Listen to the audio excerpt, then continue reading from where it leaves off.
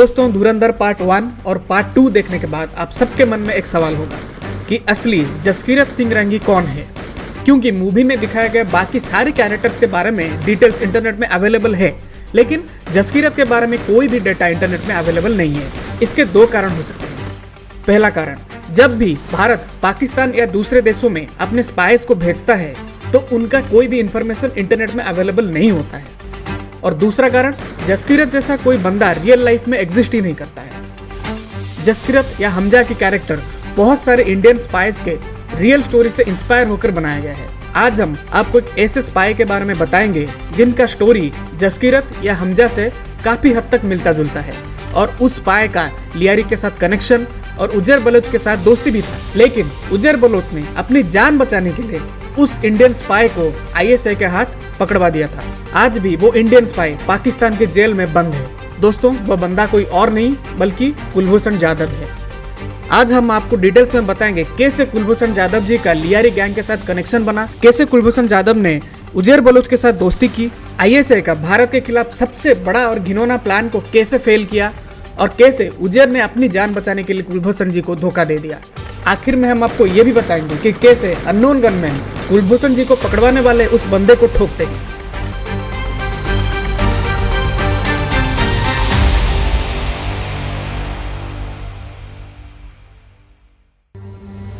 दोस्तों, आगे हम जो भी इंफॉर्मेशन आपको दे रहे हैं, भारत के हित को ध्यान में रखकर दे रहे हैं। ये सब इंफॉर्मेशन मीडिया पे पहले से अवेलेबल है। 2001 में जब पार्लियामेंट पर अटैक होता है, इसके बाद भारत और पाकिस्तान के सेना बॉर्डर पर 10 महीने तक आमने सामने रहते हैं। लगता है कि जंग कभी भी शुरू हो सकता है, लेकिन ऐसा आगे कुछ भी नहीं होता है। दोनों देश अपनी सेना पीछे हटाए थे, लेकिन ये चीज़ कुलभूषण जाधव जी को अच्छा नहीं लगता है। उनको लगता है भारत की संसद पर इतना बड़ा अटैक हुआ, लेकिन भारत ने पाकिस्तान को कोई बड़ा जवाब ही नहीं दिया। इसके बाद वो इंडियन नेवी से रॉ ज्वाइन करते हैं। फिर वो ईरान के चाबहार जाके अपना एक छोटा बिजनेस सेटअप करते हैं। लेकिन पाक मीडिया का आरोप है कुलभूषण जाधव हुसैन मुबारक पटेल बनकर ईरान में रह रहे थे। बिजनेस तो सिर्फ दिखावा था। कुलभूषण जी का मेन काम था बलोचिस्तान में बलोच विद्रोहियों को हथियार देना, और बलोच फाइटर पाकिस्तान के खिलाफ लड़ रहे थे उनको ट्रेनिंग देना। इस काम में कुलभूषण जी कई बार पाकिस्तान के अंदर कराची और बलूचिस्तान के अलग अलग एरिया विजिट करते थे। अब जानते हैं कुलभूषण जाधव के साथ उजर बलोच की दोस्ती कब और कैसे हुई। पाक मीडिया के रिपोर्ट्स के अनुसार जब लियारी में रहमान डकैत का एनकाउंटर हुआ, तब उजर बलोच अपने जान बचाने के लिए ईरान भाग गया। क्योंकि आप सब जानते हैं बलूचिस्तान का कुछ पार्ट ईरान में भी मौजूद है। रहमान और उजैर लियारी से जो कमाई करते थे उसका ज्यादातर हिस्सा वो ईरान वाले बलूचिस्तान में इन्वेस्ट करते थे, इसलिए ईरान उनका दूसरा घर भी था। उजैर बलोच ईरान में रहकर अपना गैंग ऑपरेट करने लगा। जब उसको गैंग ऑपरेट करने के लिए हथियार की जरूरत पड़ी, तब उजैर की मुलाकात कुलभूषण जाधव से होती है। बाद में ये दोस्ती में बदल जाता है, क्योंकि उजैर को जो भी ईरान से पाकिस्तान भेजना होता है वो कुलभूषण जी के मदद से भेजता था। और कुलभूषण जी को ये फायदा हुआ था कि उजैर के जरिए उनका पहुंच कराची तक हो गया था। बाद में जब उजैर को ये पता चला कि कुलभूषण जाधव बलोच फाइटर्स की मदद कर रहे हैं, तब उजैर का ट्रस्ट कुलभूषण जी के ऊपर और बढ़ जाता है। कुछ साल तक ये सब ठीक चल रहा था, लेकिन तब अचानक एक प्रॉब्लम आ गया। बलूचिस्तान में एक मस्जिद के इमाम को पता लगता है उसके एरिया के कुछ लड़के जो पहले हर रोज मस्जिद में नमाज पढ़ने आते थे, वो अब कुछ दिनों से नहीं आ रहे। जब वो इमाम उन लड़कों के बारे में पता लगाता है तो उसे पता चलता है वो सब लड़के बलोच विद्रोहियों के ग्रुप में शामिल हो चुके हैं और रोजाना हथियार चलाने का ट्रेनिंग भी ले रहे हैं। आगे और ट्रेनिंग लेने के लिए वो भारत भी जाएंगे। वो इमाम ये सब इंफॉर्मेशन आईएसआई को देता है। वो इमाम का नाम था मुफ्ती साहमिया। आईएसआई के कहने पर ये इमाम बलूचिस्तान के एक लोकल मस्जिद में था, ताकि वहाँ के लोग पाक सरकार के खिलाफ जो प्लानिंग कर रहे हैं वो सब इंफॉर्मेशन वो पाक मिलिट्री को पास करें। वो मुफ्ती लोकल लोगों के सामने हमेशा ये नाटक करता था वो बलोच कौम के साथ है। पाक आर्मी और पाकिस्तान के गवर्नमेंट जो बलूचिस्तान में लोगों के ऊपर अत्याचार कर रहा है वो ये सबके खिलाफ है। लेकिन सच्चाई ये था वो आईएसआई का पाला हुआ कुत्ता था।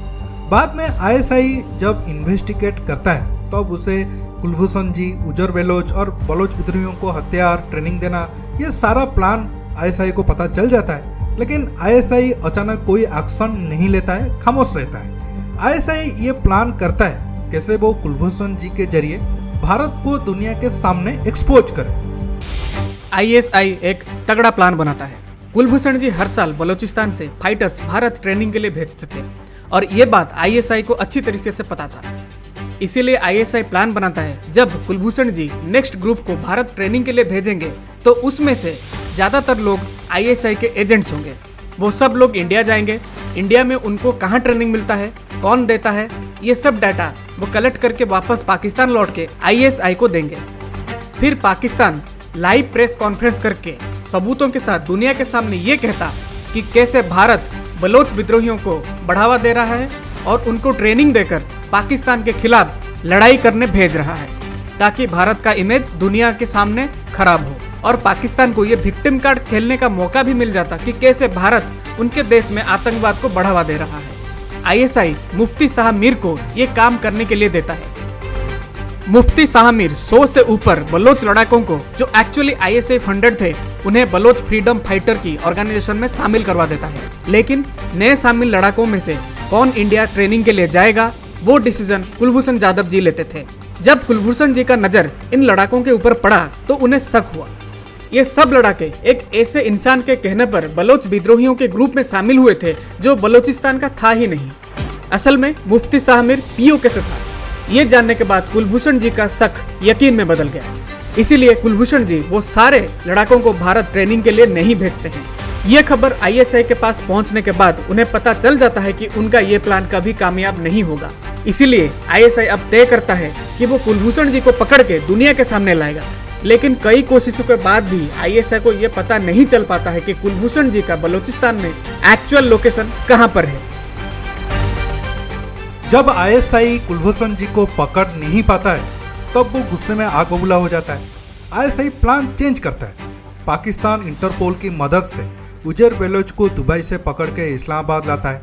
उसे जेल में धमकी दिया जाता है अगर वो कुलभूषण जी का पता नहीं बताएगा तो उजैर बेलोच को पाकिस्तान के खिलाफ साजिश रचने, बलोच विद्रोहियों को मदद करने की जुर्म में फांसी दे दिया जाएगा। उजैर खुद को बचाने के लिए कुलभूषण जी बलूचिस्तान में कहाँ हो सकता है जितना ठिकाना उजैर को पता था वो सब ISI को दे दिया।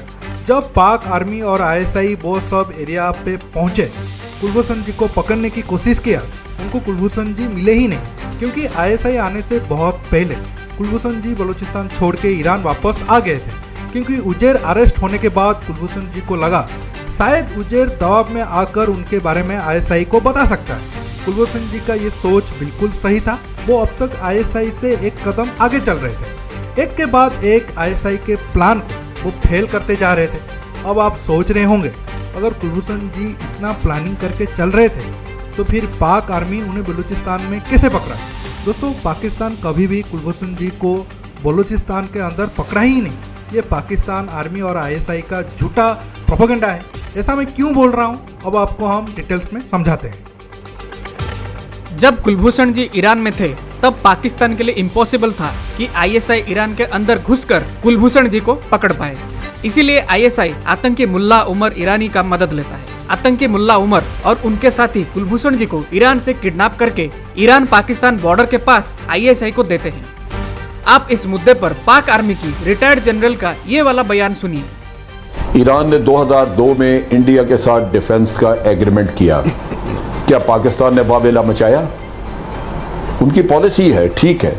उन्होंने चाबहार में उनको अड्डा दिया, वहां से हमारे खिलाफ इंटेलिजेंस ऑपरेशंस होते रहे। कुलभूषण हमने वहां से पकड़ा। अब आपको पता चल गया होगा सच्चाई क्या है। लेकिन दोस्तों, जो दो लोग कुलभूषण जी को धोखा दिए थे और बलोच लोगों के ऊपर अत्याचार कर रहे थे, उनको आगे चलकर अननोन गनमैन जहन्नुम भेज देते हैं।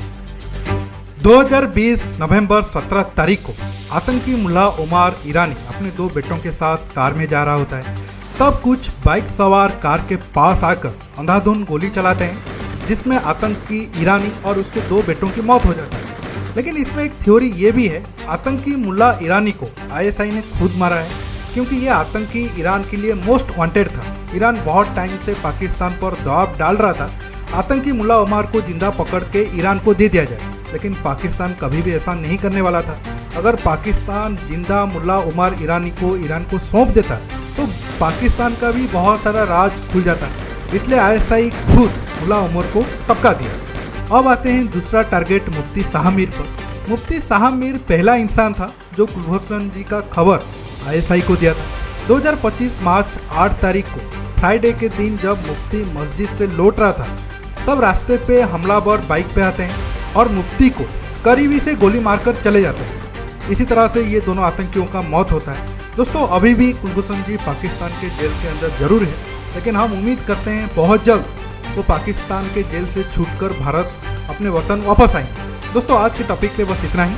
आप इस मुद्दे पर जो भी राय रखना चाहते हो नीचे कमेंट बॉक्स में कमेंट करके बताइए और ये वीडियो को ज़्यादा से ज़्यादा लाइक शेयर करना बिल्कुल मत भूलिए।